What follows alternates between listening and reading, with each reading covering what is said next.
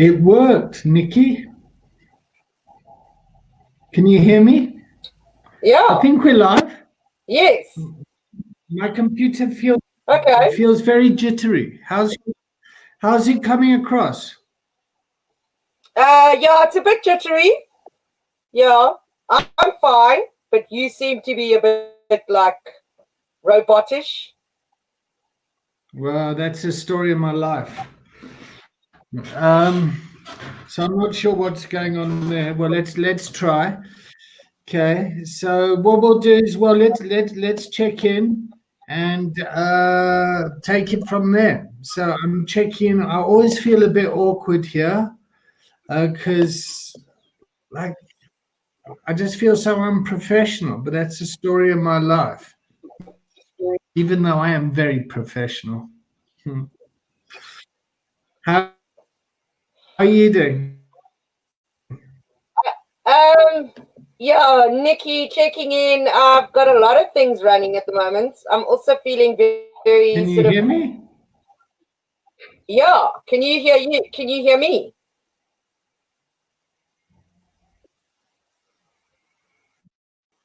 Can you hear me, David?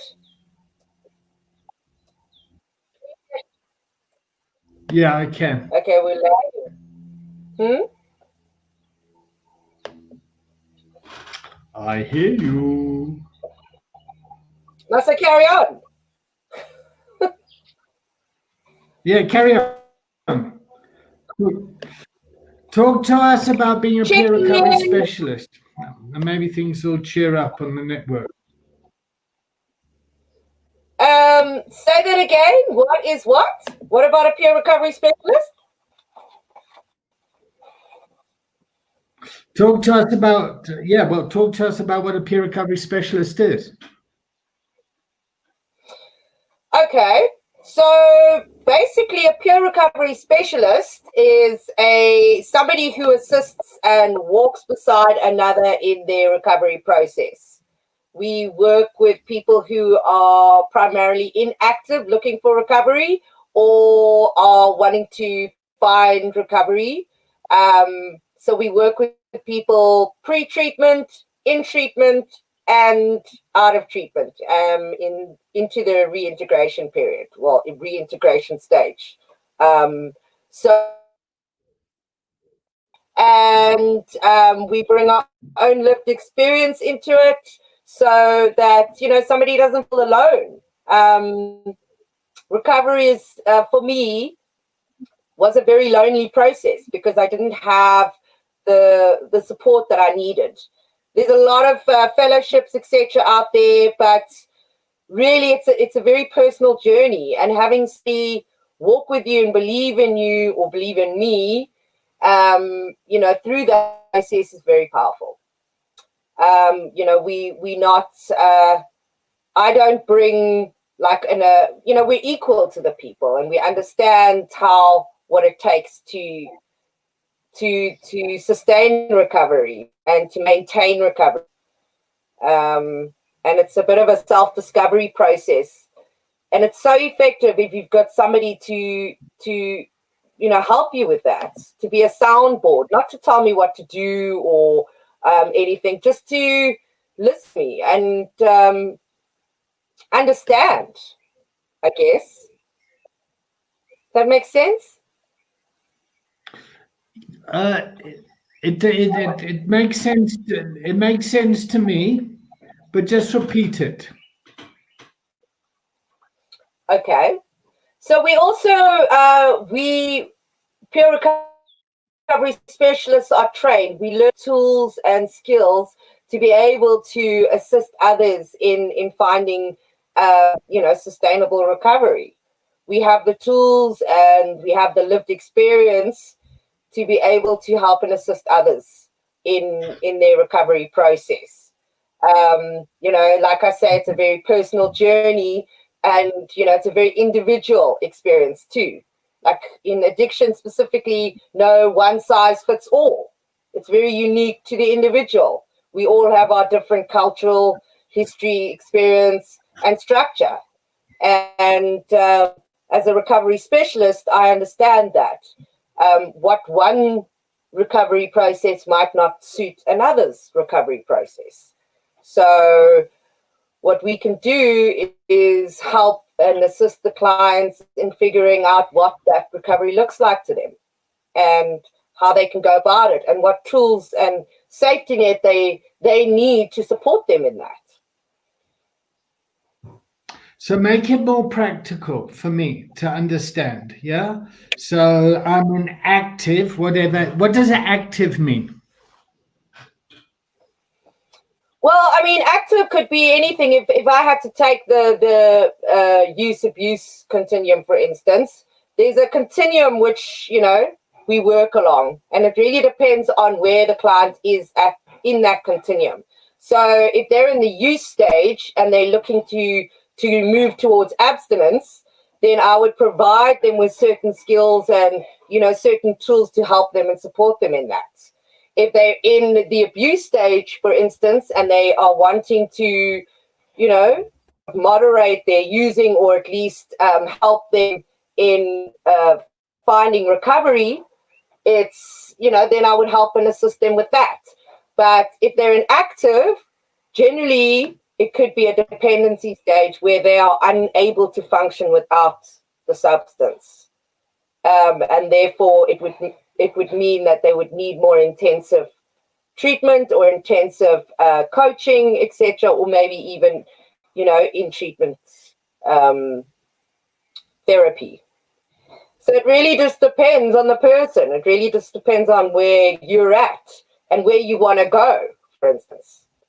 You know, how do you want to show up in the world? What is it that you want? You know, are you showing up in the roles that you are in your life? How are your relationships with your family, with your work, with your peers? Do you want to improve that? And what does that look like for you? And how can I assist you in that? So, that's what we do. I mean, relationship. Yeah. Okay. So I've been talking about relationships. I've been focusing on that over the past couple of weeks, and I'm curious around like what happens when the family wants you to stop using, but you don't want to. When you don't think there's a problem. I mean, yeah. It's very difficult, I mean, within the system, because there's such a stigma around addiction and such a stigma around substance abuse and mental health issues. I believe there's a lot of fear around that too, and misunderstanding. So as a peer recovery specialist, we would help and assist them in educating them in what the options are available to the family and to the, you know, the person suffering. If the person himself doesn't see that they have a problem, we would have the conversations about how is the sufferer or the addict, so for instance, impacting their environment and vice versa. So the problem with the system, especially when you're dealing with addiction, is that it's a systemic problem. So if one person is using and it's impacting negative impact on the entire family, the whole family could be brought into a culture of addiction. And they're actually not aware of what's really going on. And they're not really understanding or seeing how affected or how impacted they are. So generally what we would do is assist the entire family to move from a culture of addiction to a culture of recovery. And having courageous conversations and bringing in the awareness. Because if we're in denial or we're just oblivious to what's going on around us, we can't see the behavior, we can't acknowledge the thoughts or the feelings and the resentments or the guilt and shame. So we bring a lot of awareness into that. I mean, if somebody's not happy, for instance, about the things that are going on in the family, what can they do to change that? And what does that look like? Sometimes it means that they have to detach. Sometimes it means taking responsibility or being accountable to, you know, to yourself and to others. And like, yeah, where do you see the family going? You know, what is it that you actually want to experience in the family dynamic? And what do you do when your family drives you to use? Well, I don't think anybody drives you to use, because you need to take responsibility for your own life, your thoughts, your actions, and behavior. I don't think anybody could drive anybody to do anything personally. It's about how you are responding to your environment. Okay? You haven't met my family.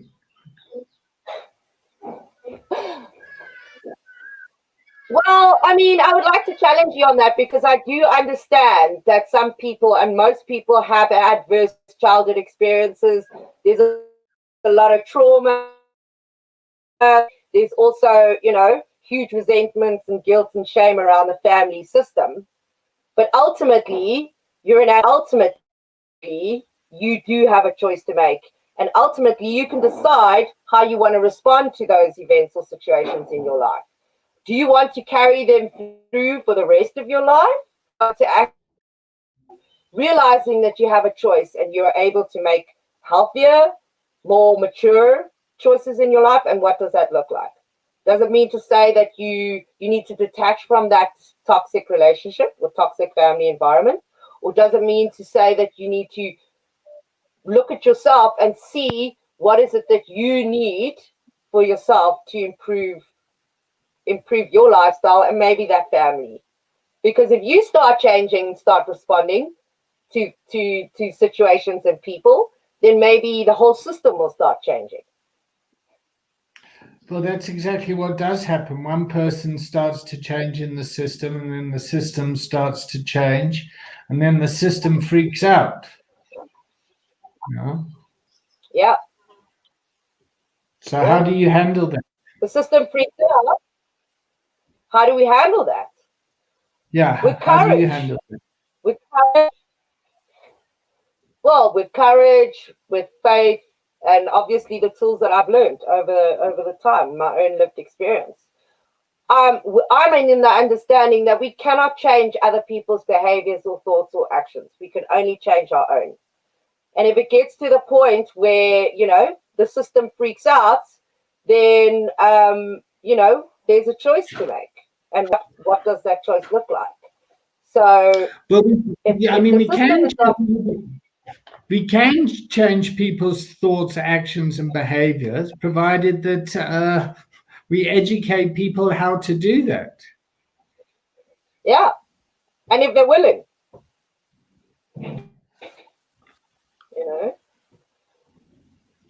Why do you do this work? It's all about awareness. Sorry? Why do you do this work? I do this work because I have my own lived experience around it. I was in active addiction for over 20 years. And the impact that I had on my world, on my family, on my friends, on myself, was huge. And like I said, I battled on my own. I felt like very alone in the world. And I said to myself about 6-7 years ago that if I could, I would not let another person go through the same thing that I went through alone. And I remember distinctly saying that to myself. So I'm very passionate about this work. I believe that it is something that I'm supposed to do. I've done a lot of different things in my life, but this is what gets me up in the morning. And I really feel that, we could make a huge difference in the world. And breaking the stigma and understanding mental health issues and is the way to go in changing the world. And empowering people to realize that, take responsibility for their own lives, then, their own lives will change. And I mean, from where I was 6 years ago to where I am now, I never dreamt. I mean, I probably wouldn't be alive today if I didn't have the hope and the faith and the belief in myself that I could. That makes sense. Sure. Okay. So here's a question from a Facebook user. Family education and family counseling is key. True. Yeah, definitely. It's a systemic problem. The whole family needs recovery. And if we can assist the family in finding a common ground where they understand the roles that they play in the family system, and we get them to, to understand and take responsibility, then the whole system will move into a culture of recovery. Like you said, what's fascinating is that when one person is using and then they go off to treatment and they get well, they have to come back into the family system, which is still, in the culture of addiction. And that just basically the whole cycle starts again. So if families can get on board in their own recovery process and they can find a common ground that works for everyone, then you can see the shift and you can see the change in the whole family dynamics. Relationships improve, communication improves, But why would family members want to do that? I mean, they would say that, like, listen, I don't have the problem. I've been living with their problem for years. They must sort their stuff out. Once they're sorted out, I'll be fine. I don't need to do anything. I get that all the time. All the time. Yeah, I know. I get it all the time too. I'm just putting it out there. Yeah. It's it's that narrow-minded thinking that keeps people sick, keeps people in that cycle of addiction. Is because we are all part of a whole, a bigger picture, and we all have a part to play in our lives and in our families, in our friends, in our relationships. And it's not about blame. It's not about blame. It's not about guilt. It's not about shame. It's about being able to understand and identify what is working, what is not working, and being able to identify my own emotions and my own past experiences and what I'm bringing into the family. What am I bringing into the relationship? How am I showing up in that relationship? And if I can get to a point where I'm understanding that and seeing the bigger picture is, and being open and honest about how I'm feeling without the fear of being criticized or, then you've got a really good, healthy relationship. Okay, good. So let's take this back to relationships, and let's assume that the substance use is a symptom of the relationship. And we've got another question here from a Facebook user. It says, for many, short-term treatment is usually not sufficient. Okay. For many, long-term treatment process involves multiple interventions and regular monitoring. When does one day enough? Okay. How do you want to answer that? Like I say, it's very individualized. We cannot generalize in addiction. Everybody's own journey is different, and it really just depends on the circumstances around the using. Obviously, I'm a firm believer in long-term recovery, and the longer you stay clean, the better chance you have. And if that takes long-term treatment, then sure enough. But it's not about the substance, like you say. David. What do you mean clean? What do you mean clean? Sorry? What do you if they're mean not using? Clean? Okay. So if somebody uses, by then clean, I mean they're not using. No. It's just the terminology that we use to make everybody understand, because I get where you're going with that in terms of the stigma, and we use words like addict and we use words like clean time. It's not necessarily the case, but it's difficult because when we're talking to the public, we need to use vocab that people understand. When we're trying to educate the people, it's better off that we come across in the language that they understand. But I agree with you. It's not that they're dirty. It's just that they're not using the substance. So if I had to reframe my sentence, I would say something like, the longer that somebody's not using, the more time the brain has to recover, the more time that, the body has to recover, and we're able to think sort of more rationally and be able to sort of slow down and see things better and see clearer and get clarity. Yeah. Okay. All right. So Is that better? yeah. So the more the more practice you have at responding to life without the support of a substance, the better you are at responding to life without substances. So, for example, I've had a shit day at work. God, I need a drink. Yeah.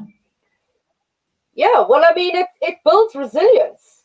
And I mean, what I believe is that, the longer we can stay off a substance, the more resilience we build, the more tolerance we build.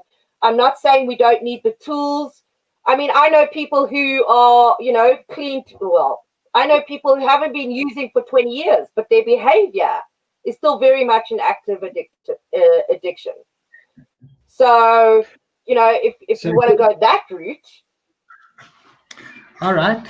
So let's have a look at this question. And first of all, thanks everyone who's typing in the questions. Here's another one. When would you say an addict needs intervention, e.g., maybe a section? Sure, that's a hard one. I only have done that when the person is a harm to themselves or a harm to the society or their immediate environment, and they're unable to see the harm that they're doing to themselves or to the immediate environment. And when I say harm, I'm saying it's a dangerous situation. It's a matter of life and death. So a sectioning, there is a place for it, but it's it would be, for me, it would probably be the last resort if I could. But yeah, there is a place for it, definitely, I feel, because I have been in situations where it's been called for.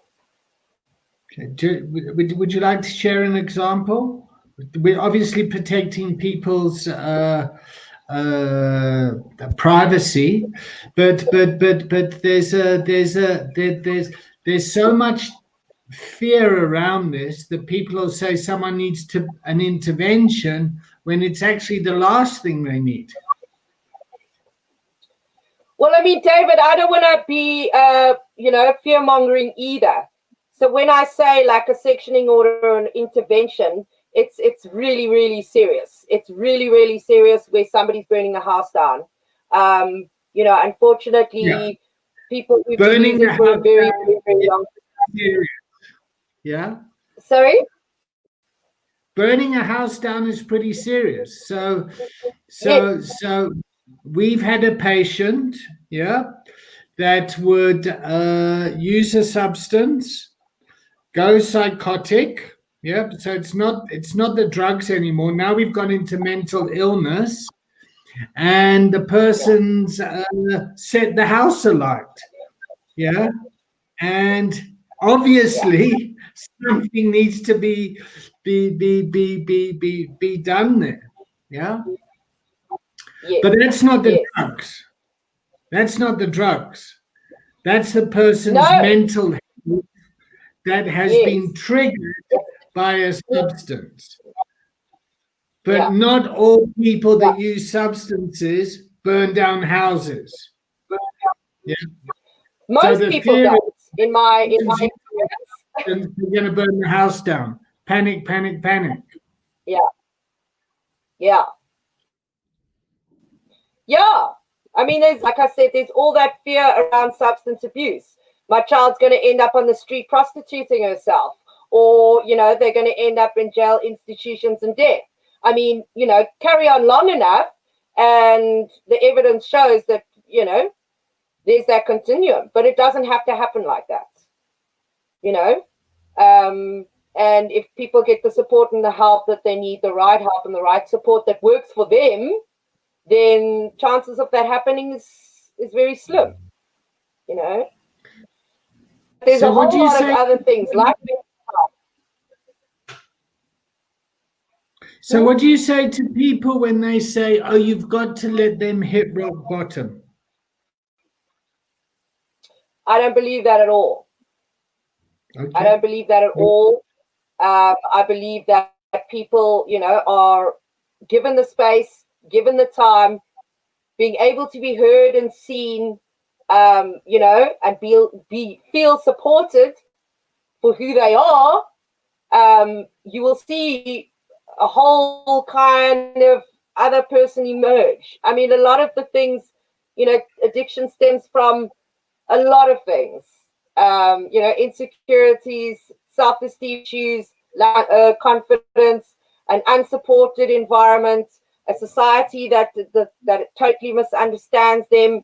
You know, all of these things come into play when we're dealing with somebody in substance abuse or process addiction. And, you know, the society, for me, in my own personal experience, never allowed for me to be who I was. I wasn't able to show up, you know, in the way that I was or I wanted to. And the system that I was living in, you know, totally, yeah, I couldn't fit in. I didn't belong. And I had to find my own kind of way of trying to survive in a world that didn't accept me. How did you show up? I don't know if that makes sense. Hey? How did you show up? Well, I mean, for a while, the drugs worked. For a while, the drugs worked. The drugs made me feel like you know, I could fit in and I belonged, and you know that I was doing things and I added value. And then the drugs stopped working, and then it became a huge problem. I was, you know, I wasn't able to manage my emotions. My mental health also was in disarray and unmanageable. And yeah, I mean, in that sense, I didn't show up well at all for a long time. And it was only until like I think my 5th or 6th rehab that I realized that, you know, this is about me. This has actually got nothing to do with anybody else. 6 rehabs. Yeah. Yeah. All right. What could the rehabs have done better to make it 5 or 4 or 3 or 2 or 1? Or what could society have done better that you didn't even have to go to rehab? You know, it's so complex. It's so systemic. I mean, if I had to go back to, you know, my life, just like, you know, David, my school career was very traumatic. I didn't have the learning ability that most people had. And that, you know, that to me, I developed false beliefs within myself that I wasn't worthy, that I couldn't learn anything, that I was stupid. All of these things that stopped me and like stopped me from moving forward, I guess, in a way. So if society had sort of helped me and supported me in my learning style, or at least gave me the space to kind of explore my own way, you know, I don't think I would have ended up on the road that I did. Okay. I don't know if I'm making sense. Because I was severely misunderstood as a... Yeah, you're doing brilliantly, and thank you so much for bringing your honest, courageous heart here to this, and putting yourself out there. So what I'm hearing you saying is that the feelings were there long before you started to take the substances, and when you started to take the substances, then all of a sudden, like, the world made sense, and then they stopped working. Okay. So here's another question. The problem is that a lot of recovery institutions are private and expensive, e.g. 58K for a 6-week program. Crazy. So the government and non-profit orgs are full, and a lot of addicts are left on the wayside, and there is so much work to be done here. All right, so I'm just going to say, in fact, let me just calm down. I can feel my inner activist coming up there. That, you don't need 58K to get recovery. Yeah, recovery is for free. You can go to, there are places that you can go to and get the help. Yeah. What I struggle with is when institutions charge a lot of money for stuff that is offered for free. Yep. So, for example, a 12-step institution that, like, where you can go to a fellowship meeting and get the program for free. So that stuff irritates me. What should be happening in treatment centers is they should have the mutual aid stuff, which is the 12-step stuff or smart recovery or whatever.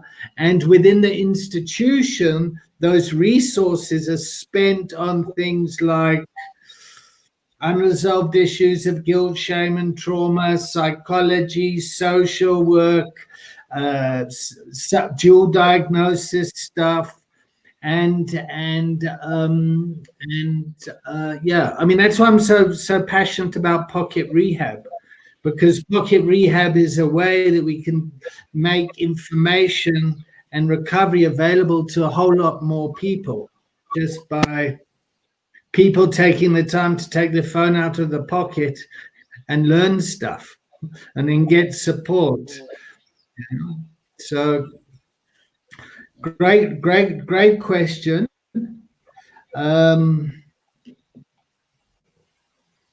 Cool. All right, let's see if anyone else posts something. How are you feeling now? I have my own treatment centers, as you know, that I've been to many of them, from right to the top of the hill, right down to the bottom of the, the government ones, where I was admitted for free. And often it's the ones like, I got sober. Well, I don't want to use the word now, David, because you've got me. I got clean and sober in a government rehab, where it was, it was a really, really tough rehab. But I don't say that I got clean because of that rehab. I don't say that it was the treatment center that got me clean. It definitely helped, and all of the rehabs played a contribution in me learning about my own recovery and what works for me, but it wasn't actually the treatment center, Great. It was me learning along the way as I went through all the rehabs that I did go to, picking up things that worked for me, and then my last one, I decided, well, this is about me. And,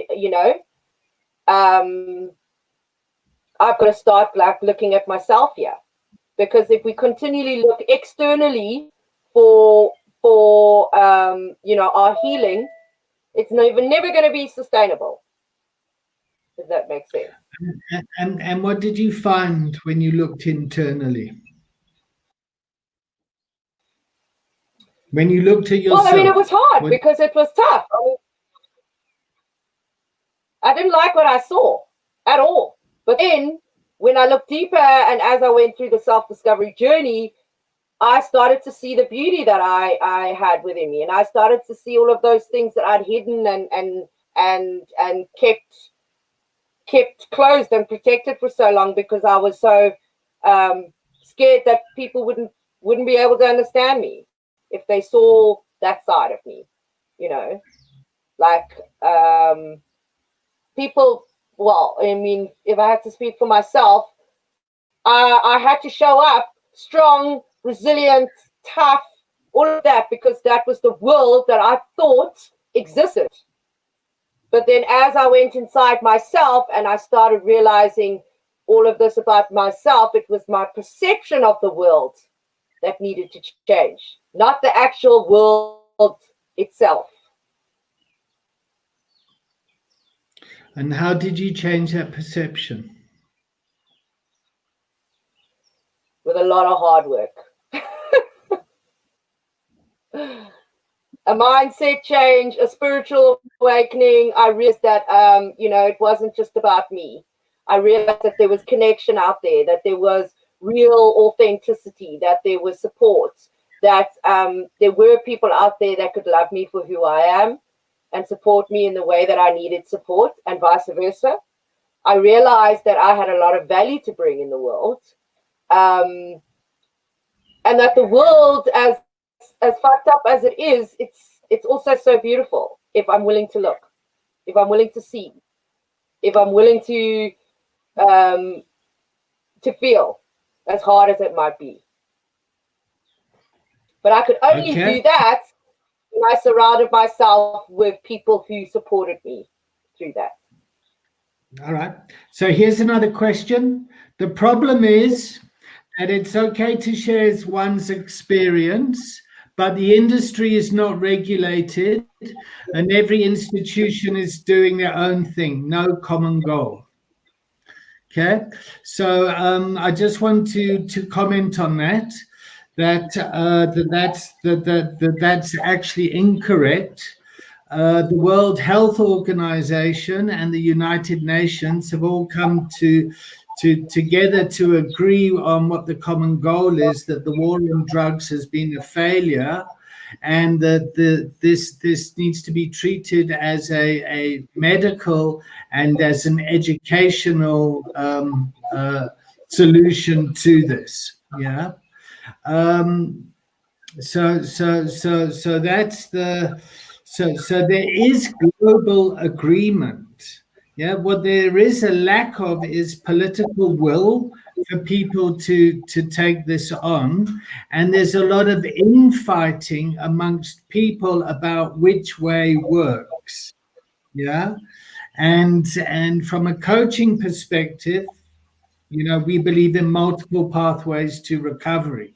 So from a coaching perspective, we're just interested in, like, what's your problem and how you're going to sort it out. For sure. Great question, sir. Thank you so much, Facebook user. Yeah. There is a lot of ignorance. Politics. There's not enough collaboration. Okay. I mean, addiction is an epidemic. It's a worldwide problem.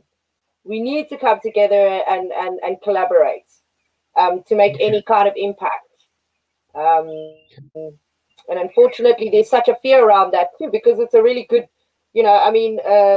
treatment centers need to understand that it's such a huge problem that sharing information and collaborating with each other is only going to assist everyone. If that makes sense, Well, the problem is with a private institution, you're accountable to shareholders, and shareholders want a return on their investment, and so then it becomes a business, yeah, and then there's a whole lot of different dynamics. So that's that's another challenge, yeah. From a government perspective, governments want to find. They acknowledge the cost on the economy, yeah, and there's certainly ways of addressing it. If we look at what happened in Portugal 22 years ago, they changed their approach to substance abuse through education and treatment, moving it from being a criminal issue. Yeah, and the reason they did that was to reduce not drug addiction, but to reduce the spread of HIV. and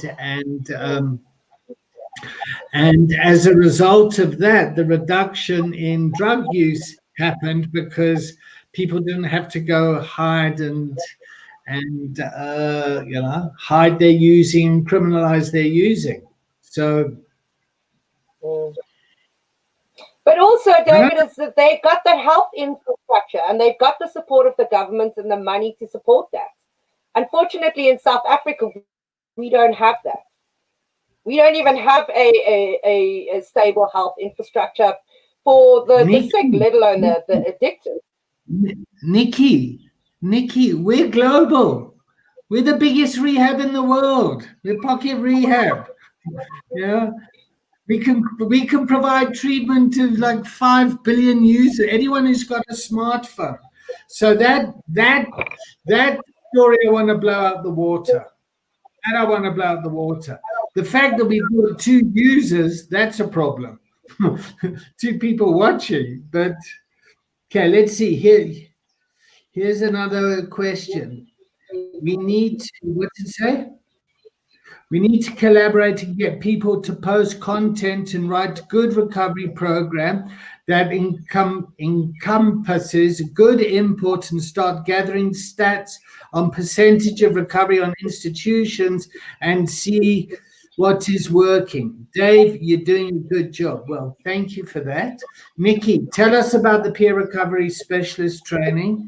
Tell us about, blow your trumpet, love. Go wild.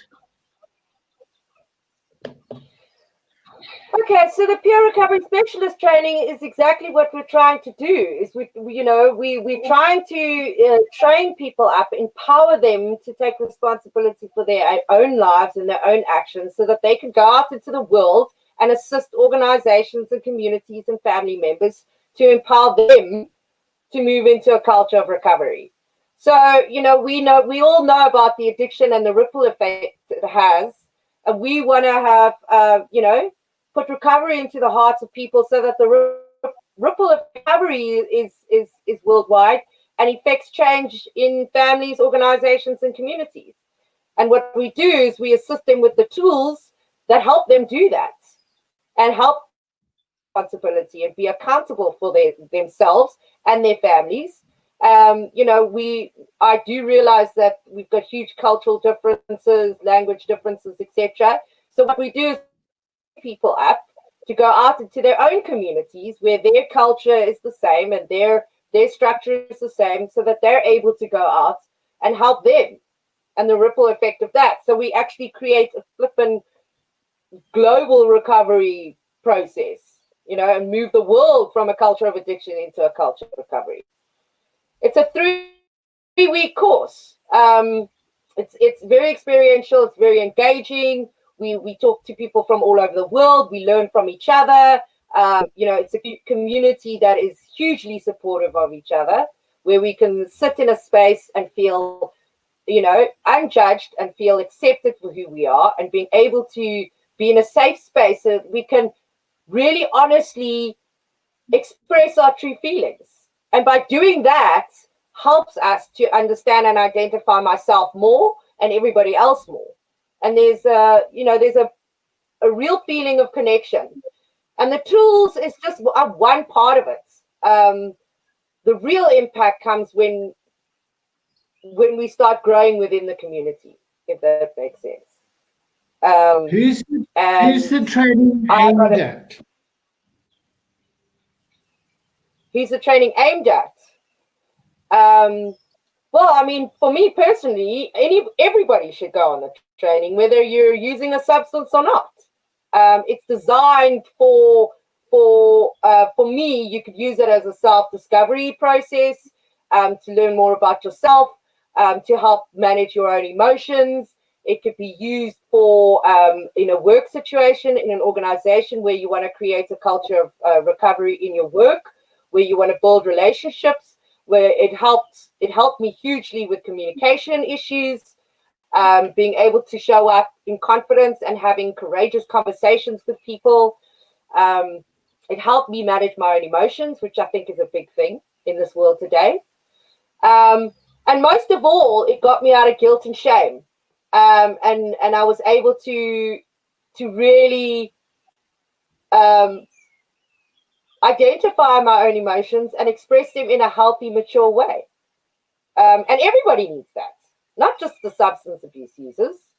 Everybody needs that. Everybody needs tools to help them cope in a society that we live in today, in chaos, crisis, and conflict, because the world is in disarray. But it doesn't mean to say we can't live in that. It doesn't mean to say we can't effect change in that or cultivate change in that. It doesn't mean to say we have to be chaotic with it. We can learn to work with it. Because that's journey. That's life. That's the journey. Through chaos, there's a lot of opportunity. There's a lot of growth. Through crisis, as hard and as life-shattering as it is, people can grow from it and learn from it and build themselves up from it.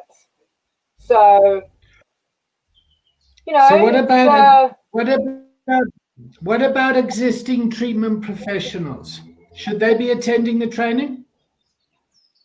Definitely, without a doubt. I mean, if you want to go back into the treatment, space, it's very top down. I mean, if you want to talk about statistics in a treatment center, very low. Why is that? Why do I have such a bias against treatment centers? Because of my own experience. But, at the end of the day, people are told what to do all the time. All the time. People are told what to do, what not to do, how to do it, how to speak. And when they come out of treatment, they don't have a clue what to do, because they've been told all the time how to react, how to behave, and there is a space for it, obviously, because it's kind of like a rebirth in a way. But when you come out, I mean, we're adults, doesn't my opinion matter? But yeah, I lost my train of thought there. What are you feeling? You suddenly got very passionate there. You suddenly got very passionate there. I'm curious about that. Yeah, I'm very passionate. I'm very passionate because Big sigh. Yeah, I'm very passionate because people live in boxes, and it's because we've been trained, and it's because we've grown up in a certain culture that doesn't work anymore. This world, people need to be like shown that they have value, that they are, that they deserve to be here. Just because they don't look a certain way or act a certain way or talk a certain way, it doesn't mean to say that they don't add value in the world. And the way I grew up, it was like, yeah, it was hard. It was really, really hard. I'm not saying go out into the world and destroy the place, and I'm not saying that at all. I'm saying I don't know what I'm saying, to be honest. All right. So there's a comment here that says life skills after treatment are key. Definitely. I mean, some people. Hey? What's a life skill? A life skill. For me, life skills about being able to respond to situations and events in your life, in my life, in a healthy way, and not react to it like I used to do it. Life skills is about understanding that it's not only about me, it's about other people, and it's about how to come to a compromise, or at least be able to work in environments with other people that are very different from me. Life skills is about understanding that, it's not, my way is not necessarily the best way. My way is not necessarily the right way for everybody else. And it's about having those hard, courageous conversations, and being able to learn from one another, and not just think that I'm the only way and the right way. because we're human and we can learn so much from each other if we just give each other the time of day. You know, managing emotions, managing myself, understanding myself better allows me to show up in the world in a better way, in a more loving, compassionate way. Okay. Nikki, I'm afraid I need to go. Thank you so much for your time. I love this comment, love and care. How do people get in touch with you, Nikki? You can email me on nick@uac.org.za, or you could visit my website, which is www.nikkiedwards.com, or you could go on to Teachable, and I can write the email addresses, the website addresses on here, which is what's it, David? Teachable at UAC at Teachable. uact.teachable.com. uact.teachable.com. Yeah. Great. So and thank people can you for this time. This was so fun. People can download the Pocket Rehab app for free. It's from the App Store or the Play Store. Thank you, everyone, for watching. And check what we got here, Nikki. Let's see if this works.